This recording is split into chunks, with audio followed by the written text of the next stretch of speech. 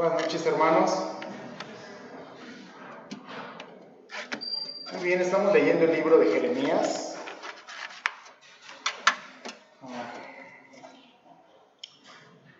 Vamos a comenzar leyendo primeramente los versículos para dar un panorama general de la predicación del día de hoy. Dice: el Señor se dirigió a mí y me dijo: antes de darte la vida ya te había yo escogido, antes de que nacieras ya te había yo apartado, te había destinado para ser profeta a las naciones.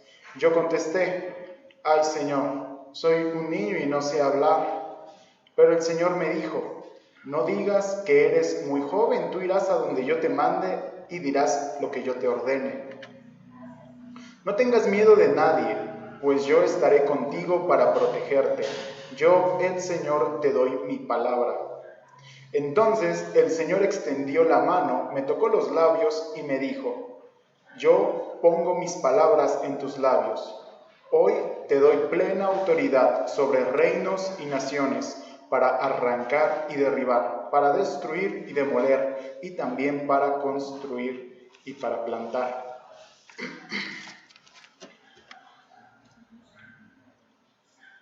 Una breve introducción al libro que podemos hacer, rescatada de la semana pasada, nuestra predicación de los primeros versículos, del 1 al 3, es decir que evidentemente es un libro profético, aunque también tiene historia, tiene algunas lamentaciones, por lo que también se puede catalogar dentro de la poesía. Jeremías proviene de la casa sacerdotal de Hilquías. Jeremías dictó el libro que lleva su propio nombre, Jeremías, y Baruc lo escribió. Es decir, que Jeremías dictó, Baruc escribió, Baruc acompañó a Jeremías durante la mayor parte de su ministerio. La duración del ministerio de Jeremías fue aproximadamente 40 años. Es decir, del 626 antes de Cristo al 587 antes de Cristo. Podemos decir, para entrar más en contexto, 100 años después de Isaías, un centenario después de Isaías. El nombre de Jeremías significa el Señor lanza. Eso significa el nombre de Jeremías, el Señor lanza.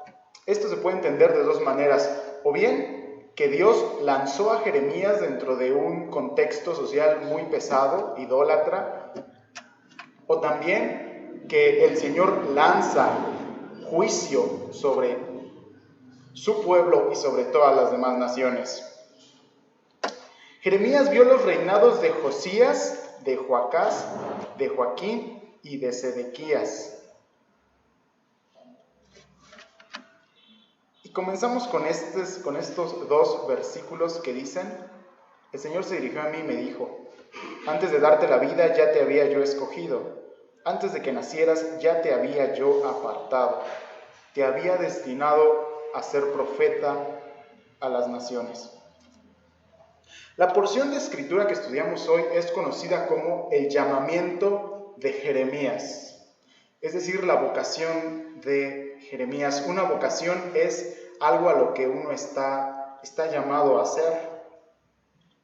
Y nos hacemos la pregunta si dentro de la hermenéutica esto puede ser aplicable a nosotros, este pasaje puede ser o no aplicable a nosotros, dado que hemos aprendido que hay pasajes dentro de la Escritura, promesas dentro de la Escritura, sentencias, juicios, que no son necesariamente aplicados, no tienen que ser aplicables a nosotros, sino son aplicables o a una persona en específico, a un grupo en específico, una nación, un pueblo, y dentro de un tiempo en específico.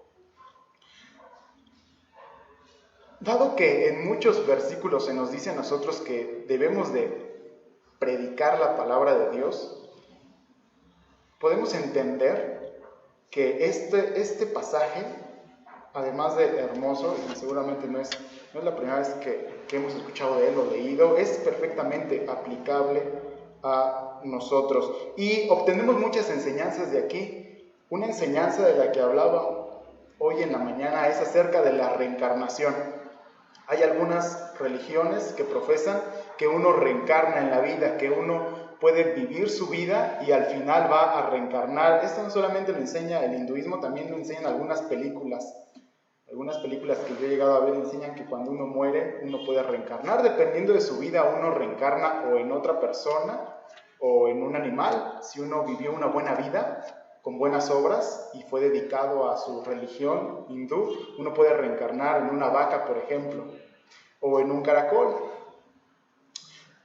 Aunque no conocemos quizás algún hinduista cercano, sí hay una idea con respecto de la reencarnación, una idea algo extraña. Y creo que esta se ha malinterpretada dada la pintura, el arte. Los artistas de la antigüedad decidieron pintar ángeles sin haber leído absolutamente nada de la Biblia, al parecer, o si lo leyeron no les pareció algo necesariamente estético, por lo que decidieron pintar bebés con alas. Y todos hemos visto alguna vez una pintura que tiene bebés con alas. Cuando una persona que no ha leído la Biblia va a este tipo de lugares y ve una obra de arte así, un bebé alado, tiene uno de dos pensamientos o los dos. Uno, que cuando un bebé muere, chiquito, se convierte en un ángel de Dios. O la otra, que cuando una pareja está embarazada, Dios toma uno de esos angelitos y los manda. La Biblia nos dice que eso es totalmente mentira, que Dios creó a partir de la nada. Dios creó a partir de la nada. Él, antes de la creación, estaba en una perfecta comunión de amor consigo mismo. Como sabemos, Dios es un solo ser en tres personas, el Padre, el Hijo, el Espíritu Santo, y estos tres se amaban mutuamente. Y llegó un punto en el que, no por aburrición, no por orgullo, como nosotros llegamos a tener, ¿verdad? Ese orgullo, ese ego, sino en un deseo de compartir esa gloria, ese poder y ese amor, decidió crear a partir de la nada. Y Dios en su gran amor nos creó a todos nosotros. Y antes de la creación nos pensó. Y ya que nos pensó y tuvo un tiempo determinado en el que nosotros vamos a nacer, nos puso en el vientre de nuestra madre, bajo el sistema natural que Él empleó. Entonces es mentira que haya una reencarnación. La segunda verdad que podemos encontrar en este versículo que es necesaria es acerca del aborto. No vamos a escuchar a favor no vamos a escuchar enseñanza en contra del aborto en ningún lado que no es la iglesia. No lo vamos a encontrar en la escuela, no lo vamos a encontrar en la plaza pública con el vecino. Se tiene que hablar aquí en la iglesia, y uno como cristiano que sabe que está hecho a la imagen y semejanza de Dios debe de ser en contra del aborto, debe de ser antiaborto, debe de decir y de creer que el aborto es cometer asesinato. Esta me parece una gran ilustración, la que encontramos en Lucas capítulo 1 al 41. Dice, el contexto es que Elizabeth, ya entrada en años, estéril, tiene un hijo llamado Juan el Bautista, y ella tiene alrededor de 6 meses de embarazo, y dice, y aconteció que cuando oyó Elizabeth la situación de María, la criatura saltó en su vientre, y Elizabeth fue llena del Espíritu Santo. Esto lo vamos a contrastar con el siguiente pasaje de aquí, Lucas 2:12, que dice, esto os servirá de señal, hallaréis al bebé envuelto en pañales, acostado en un pesebre. Sí, efectivamente hay dos contextos distintos, pero lo que quiero tomar de aquí es la palabra que usó el evangelista para denominar a la criatura dentro del vientre, para denominar a el bebé. Primeramente, decir y rescatar que fue un niño no nacido el que reconoce al Señor Jesucristo. Y el Señor Jesucristo tampoco estaba nacido. De hecho, tenía días, literalmente días, María, de que se le había anunciado la noticia de que iba a dar a luz al Salvador, de que el Espíritu Santo la había cubierto. Y entonces literalmente el Señor Jesús estaba en las primeras etapas embrionarias de su proceso de gestación, una bolita de plastilina quizás, y Juan el Bautista tenía seis meses de edad dentro del vientre, y él siente que es el Señor Jesús, y el vientre de Elizabeth brinca de alegría.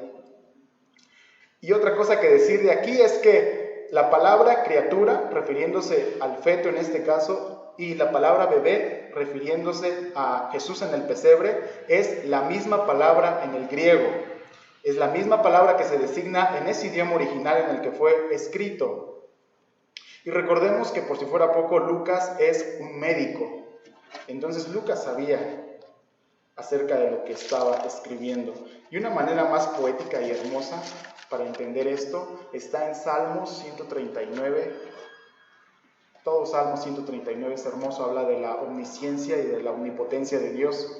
Rescato estos pasajes que dicen: porque tú formaste mis entrañas, tú me hiciste en el vientre de mi madre, mi embrión vieron tus ojos, y en tu libro estaban escritas todas aquellas cosas que fueron luego formadas, sin faltar una de ellas, sin faltar nada. Todo hizo Dios de manera perfecta.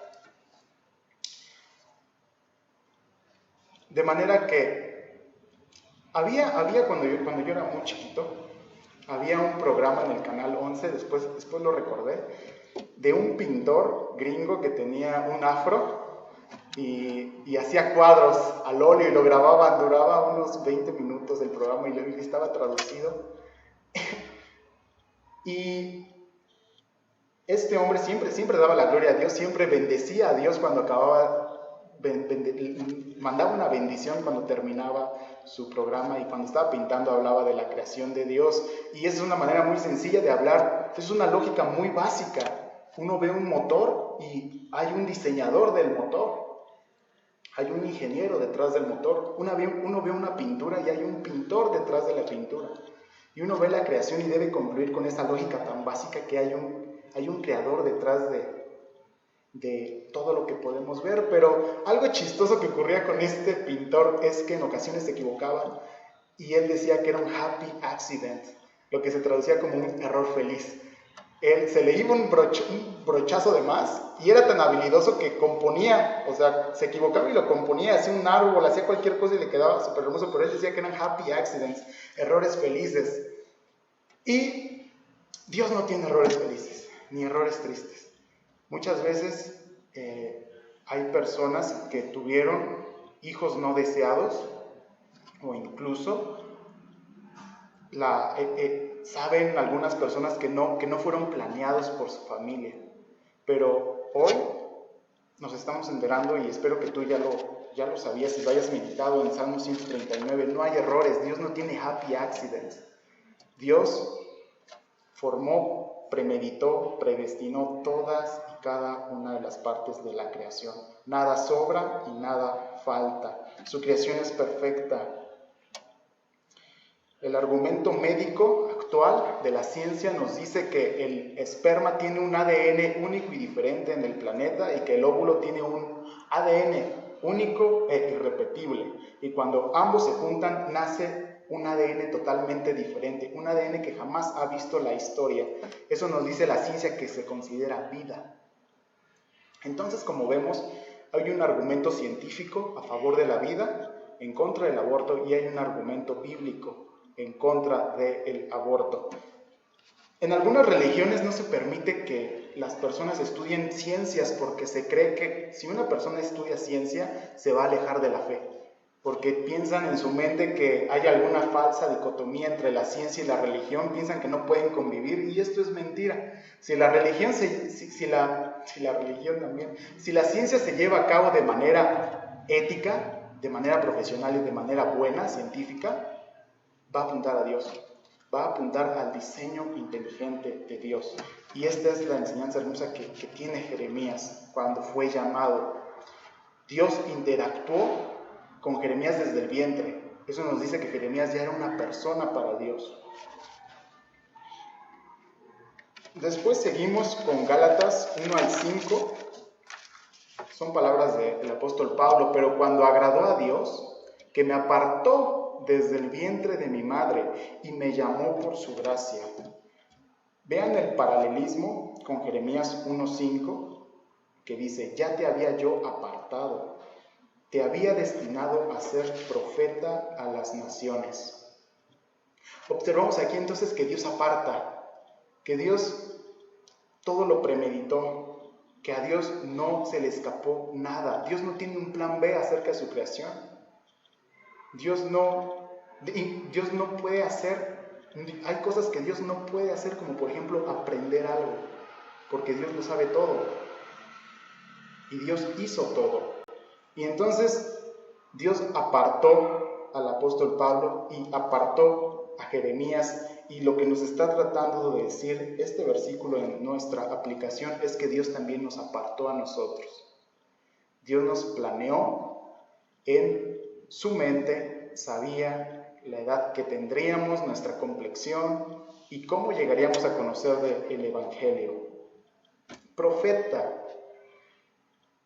Somos llamados a ser profetas. La palabra profeta significa uno que ha sido llamado. En este caso, uno que ha sido llamado para hablar en nombre de Dios. Todos fuimos a ser llamados profetas. En el Antiguo Testamento se entendía por profeta a alguien que tenía una visión acerca del futuro, alguien que recibía una voz audible directamente en su oído acerca de lo que Dios le decía. Después Dios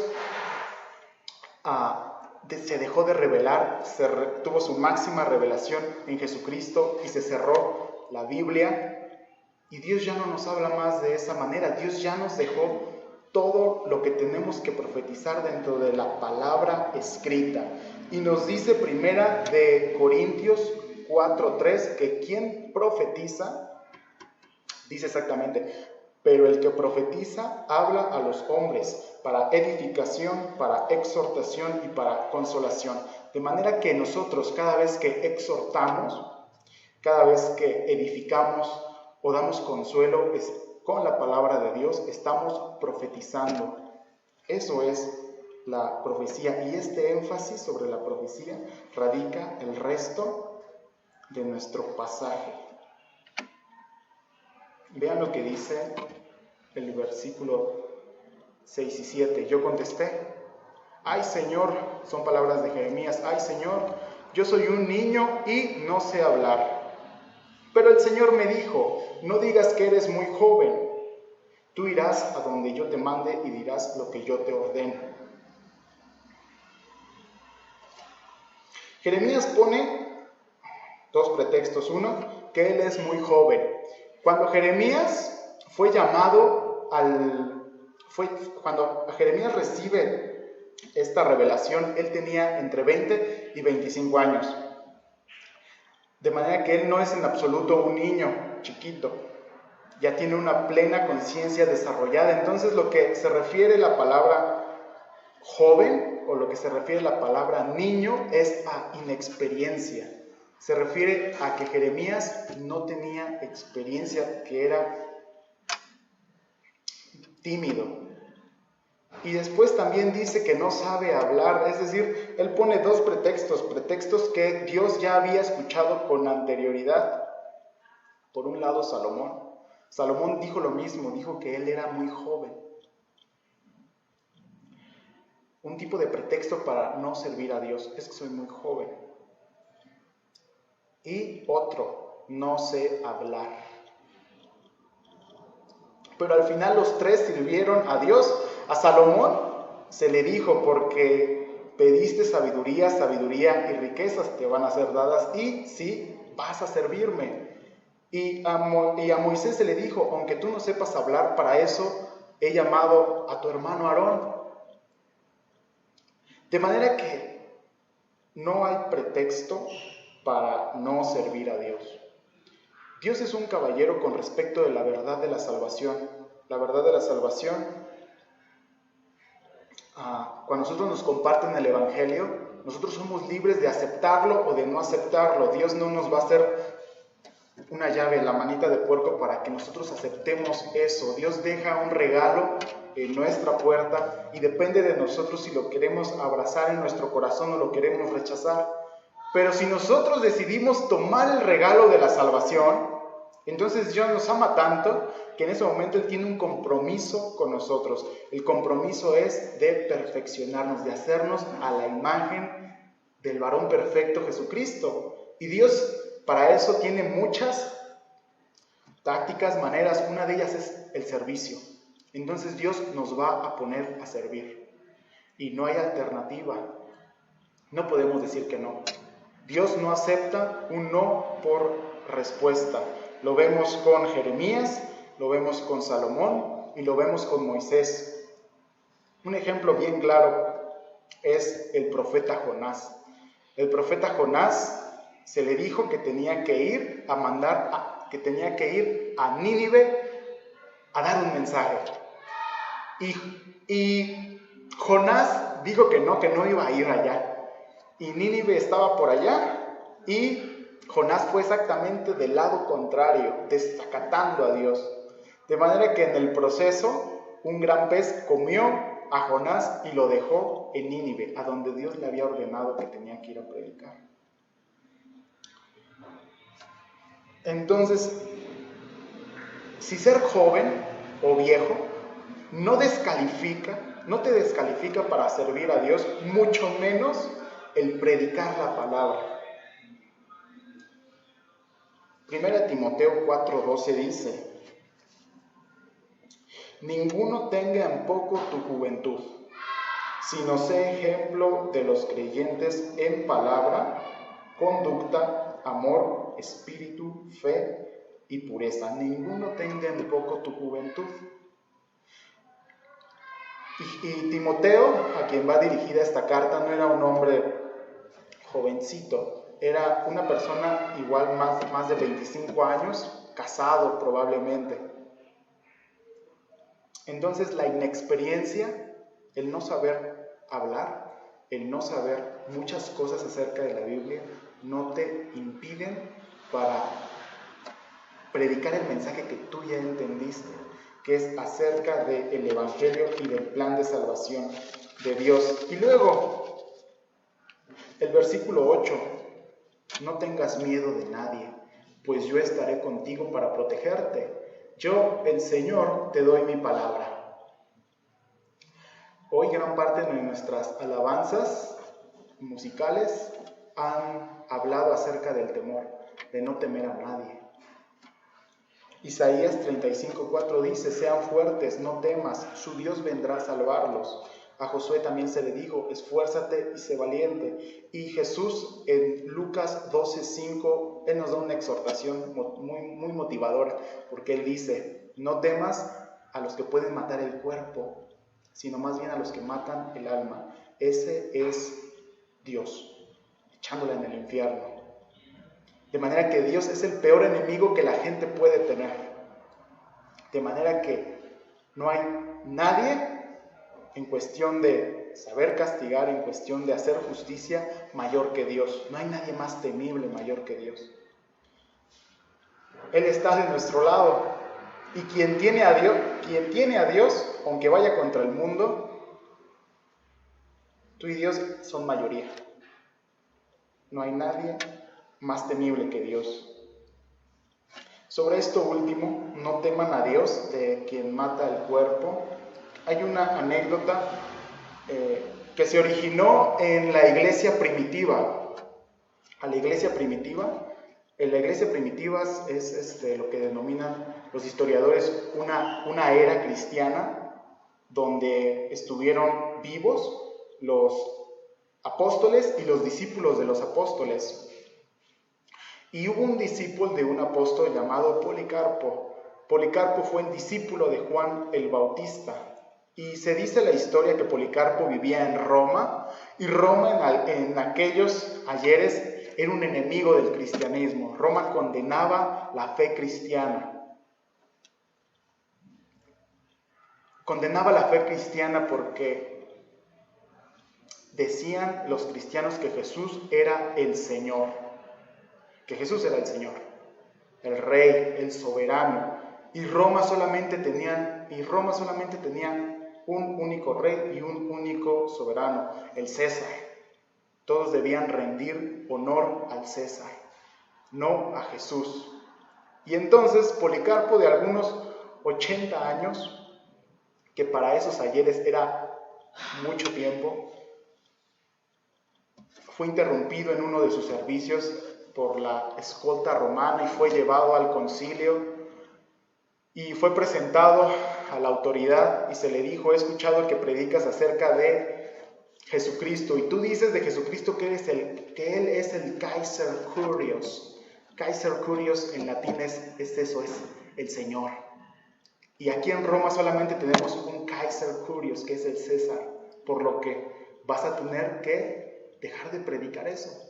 Vas a tener que negar tu fe.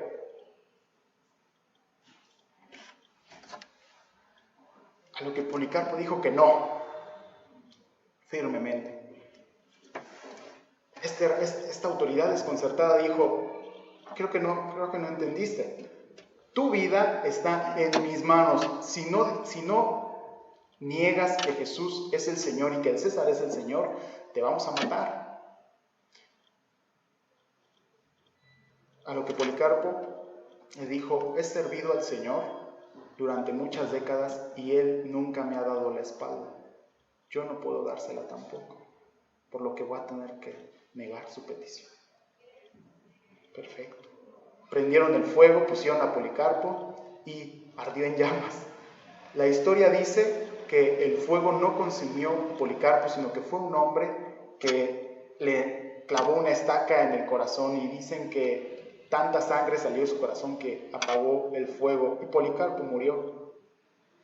Policarpo murió, pero Dios cumplió su promesa, que fue proteger la vida de Policarpo, porque para él, para Jeremías, para Isaías, para todos los profetas y apóstoles, incluido por supuesto Pablo, el vivir es Cristo y morir es ganancia. Y él dice: no tengas miedo de nadie, pues yo estaré contigo para protegerte. Yo, el Señor, te doy mi palabra. Es decir, yo te lo juro, te juro que tu alma está en mis manos, que tú vas a estar conmigo, que yo te estoy protegiendo.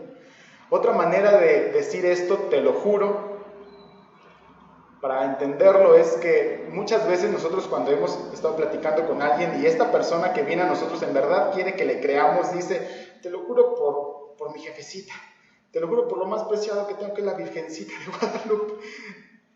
Las personas tienden a jurar por algo más grandes que ellos mismos. Y dice la Escritura que Dios, mirando a su alrededor, no viendo a alguien más grande que Él, decidió jurar por sí mismo. Decidió jurar por su propio nombre. Es decir, que si Dios no te cumple lo que te promete, deja de ser Dios. Eso es lo que está diciendo. Yo dejo de ser Dios, dejo de ser poderoso, dejo de ser soberano y dejo de recibir toda la gloria y honra que merezco si no te cumplo lo que te estoy prometiendo. Y Dios nos ha prometido muchas cosas. Jesucristo nos prometió que se iba a prepararnos un lugar. Esa fue la promesa de Jesucristo. Y aquí hay otra, que Dios nos cuida. De manera que cada vez que predicamos el Evangelio y cada vez que hacemos cualquier actividad como hijos de Dios, por ejemplo, actividades que parecen seculares pero no lo son porque están consagradas a Dios, como el trabajo, como la escuela, como cualquier otra cosa y actividad, pero sobre todo, y ese énfasis, cuando estamos predicando la palabra de Dios, Dios nos está protegiendo, porque somos hijos de Dios. No temas de nadie, te doy mi palabra que no te va a pasar nada, dice Dios.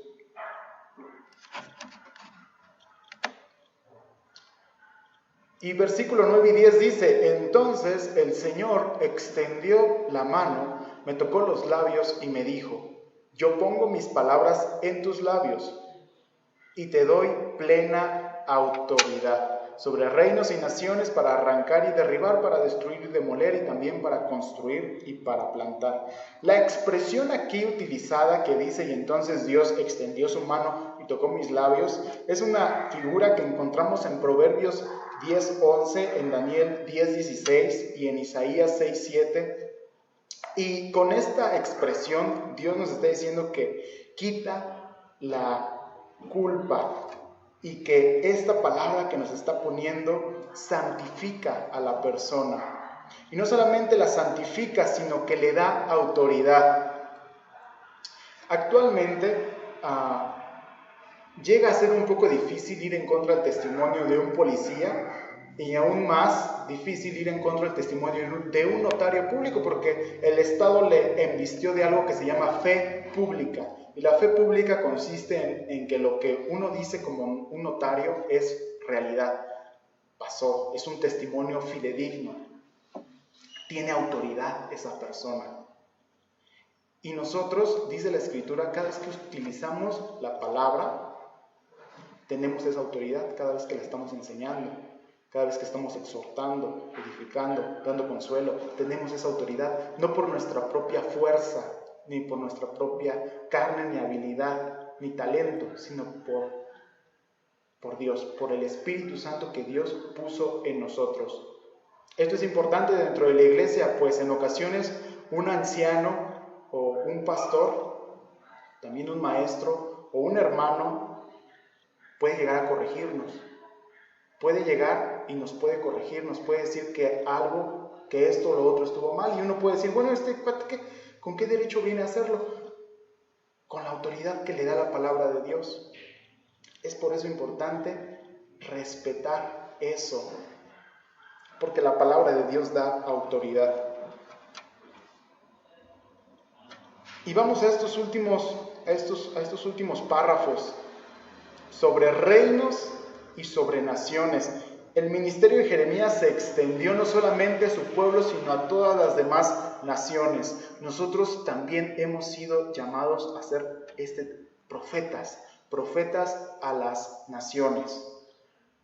Ya dijimos, profetizar es hablar la palabra de Dios, y debemos de hacer, cuando Dios pone su palabra en nuestra boca, debemos de ser fieles a lo que Dios nos dice. En una ocasión se quiso sobornar a un profeta, Balac le dijo, vamos aquí y les vas a decir lo que yo te esté diciendo. Y Balaam dijo, no, yo voy a decir lo que Dios me diga que tengo que decir. Uno debe de ser fiel a la palabra de Dios, no debe de cambiarle ni una jota ni una tilde, uno debe de predicar todo el evangelio completo, el plan de salvación completo, uno debe de ser un siervo fiel. Debemos de predicar la santidad de Dios, el pecado del hombre, la cruz de Jesucristo y todo ese plan que me tardé en desarrollar bastante tiempo, de que Jesucristo fue perfecto y nosotros no lo fuimos, de que necesitábamos un rescate por nuestro pecado, y que Jesucristo vino, vivió una vida que ni tú ni yo pudimos haber vivido y murió en la cruz. Dios derramó su ira sobre él y Dios tuvo por satisfecha esa justicia. Jesús resucitó, y si nosotros aceptamos eso y somos discípulos de Jesucristo, recibimos el Espíritu Santo y somos llamados hijos de Dios. Pero a veces cuando decimos esto a las personas olvidamos algo último, importante, que es ¿qué pasa si no aceptamos este regalo? ¿Qué pasa si no aceptamos al Señor Jesucristo? Y es el infierno. Y muchas veces nosotros tenemos miedo de predicar acerca del infierno, siendo que Jesucristo, la figura, personaje bíblico más amoroso, Dios Jesucristo, es el que más habla acerca de esta doctrina. Jesucristo es la persona que más habla acerca de la doctrina del infierno. Jesucristo mismo dice también que no debemos cambiar nada a la palabra de Dios. Entonces es importante que, al igual que Jeremías lo hizo, aunque lo quebrantó y lo hizo llorar, nosotros también digamos esta verdad. Toda la verdad de Dios es importante. Y Jeremías predica esto, que es te doy plena autoridad sobre reinos y naciones para arrancar y derribar, destruir y demoler, también para construir y para plantar. Jeremías 18 dice, en un momento puedo hablar de arrancar y derribar, destruir y destruir a una nación o a un reino, pero si la nación de la cual hable se arrepiente de su maldad, también yo me arrepentiré del castigo que había pensado infligirles. En otro momento puedo hablar de construir y de plantar. Esto significa, en la vida de Jeremías, que Jeremías, su ministerio fue de sentencias. El ministerio de Jeremías también iba a ser de restauración, pero fue mayormente de sentencias. Esa fue la misión de Jeremías. Este mensaje a Jeremías le quebrantó el corazón. De hecho, en más de una ocasión, Dios le dijo, Jeremías denunció la idolatría de su pueblo. Jeremías denunció los sacrificios de niños a dioses ajenos que hacía su pueblo. Y aún así Jeremías rogaba y suplicaba con lágrimas en los ojos que Dios los perdonara. E incluso lo siguió haciendo cuando Dios le dijo que no lo hiciera más. Qué importante es nosotros procurar con lágrimas también la salvación de nuestras autoridades, de nuestro país. Nuestro país que está tan inmiscuido en la idolatría, en el ateísmo y otras ideas cada día más raras. Qué importante es que oremos a Dios por nuestras naciones. Jeremías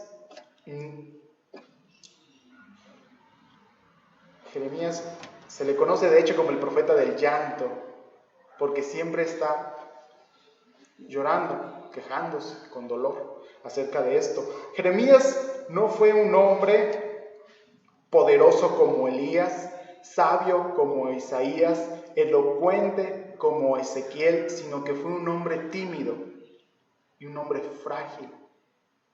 Y Dios, en su soberanía, tomó a un hombre tímido y frágil para comunicar y profetizar su palabra. Y esa es la enseñanza. La enseñanza es que nosotros no podemos poner un pretexto para servir a Dios. Señor, es que tengo miedo. Señor, es que soy muy joven, o soy muy viejo, o no sé hablar. A Dios no le interesa eso. Dios nos va a capacitar, Dios va a capacitarnos o va a subsanar eso. En el caso de Moisés dijo, bueno, no sabes hablar, y no le dio una lengua de oro, le dio a Aarón. Aarón hizo ese trabajo, el trabajo de hablar. El mensaje de Jeremías fue ese, un mensaje de sentencias. Jeremías debía decir a las naciones que la ira de Dios estaba hasta el tope, que todas las naciones lo tenían harto y que Dios iba a derramar el cáliz de su furor sobre todas las naciones. Ese es el mensaje que actualmente profetizamos con un pequeño, gran cambio, que es que Jesucristo bebió esa copa. Jesucristo bebió la copa de la ira y nosotros damos un mensaje de esperanza, un mensaje de salvación. Bien, hermanos, en resumen, no existe la reencarnación, es mentira, Dios nos crea de la nada. Un feto es una persona, debemos defender esta verdad, debemos de ser pro vida. Muchas personas dicen, bueno, es que la mujer tiene derecho a elegir sobre su propio cuerpo. Yo digo amén a eso, la mujer tiene derecho a elegir sobre su propio cuerpo. El problema es que una persona dentro de él no es su propio cuerpo. De hecho, un bebé dentro del vientre de la mujer tiene un latido diferente al de la mamá, una sangre diferente a de la mamá y un ADN completamente diferente a la de la mamá. ¿La mujer tiene derecho sobre su cuerpo? Sí. Esa criatura dentro no es su cuerpo. Y Dios nos lo dice. ¿Qué más? Que Dios nos apartó como a Jeremías. Dios nos apartó y hoy no es casualidad que estemos ahí sentados. Dios nos apartó como a Jeremías para que profeticemos la palabra de Dios escrita, el Evangelio. Otra cosa es que no hay edad y no hay excusa ni pretexto para servir al Señor. también es que solamente debemos temer a Dios y que el ministerio de Jeremías fue mayormente de sentencias, que también debemos predicar la palabra y el mensaje de la salvación fielmente, sin cambiar nada. Vamos a hacer una oración, hermanos. Amado Padre, te damos las gracias por este mensaje que tú nos das a través de este profeta, Señor, a través de este libro. Te pedimos que tú nos sigas guiando a todos nosotros para que cada día podamos aprender más de tu palabra y sobre todo el ponerla en práctica, Señor. Gracias porque sabemos que nadie de aquí fue un error, Señor. Que a todos y cada uno de nosotros nos has llamado a profetizar a las naciones. Y si hay alguno, Señor, que aún no ha recibido el regalo de la salvación, Señor, yo te pido que tú hagas de él una nueva persona, Señor, que regenere su corazón. Te damos las gracias, Padre, y bendecimos tu santo nombre. En el nombre de Jesús, amén.